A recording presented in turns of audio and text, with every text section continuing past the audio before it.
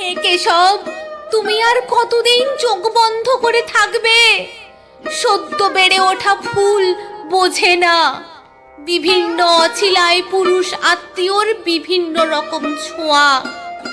বিস্মিত কিশোরী জানে না এ ছোঁয়ার অভিসন্ধি কত গভীরে।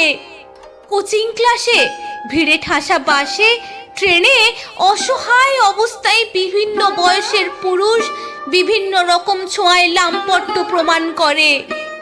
সংশয় বুকে নিয়ে তিলোত্তমারা সিদ্ধারা শক্ত করে এগিয়ে চলে শিক্ষাক্ষেত্রে, কর্মক্ষেত্রে।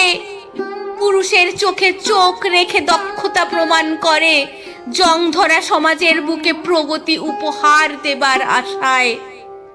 দিকে দিকে কাপুরুষের পাশবিক পৌরুষ জেগে ওঠে যখন তখন।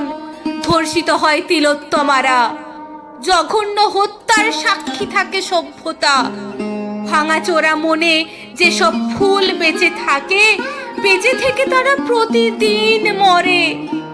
মেয়ে হওয়ার গ্লানি আজীবন বয়ে বেড়ায়।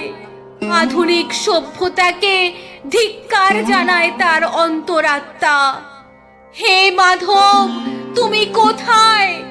কৌতূহলী হস্তিনাপুর বোবা কালা উল্লাসে ফেটে পড়া দুর্যোধন দুঃশাসনের হাত থেকে দ্রৌপদীকে বাঁচিয়েছ ভরা সভায়।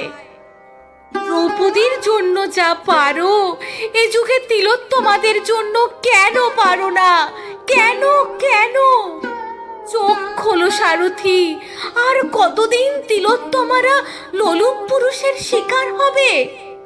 প্রকট হও হে মধুসূদন, সুদর্শন চক্রের আঘাতে আঘাতে ছিন্ন ভিন্ন করে দাও ধর্ষকের খড়গ কৃপাণ।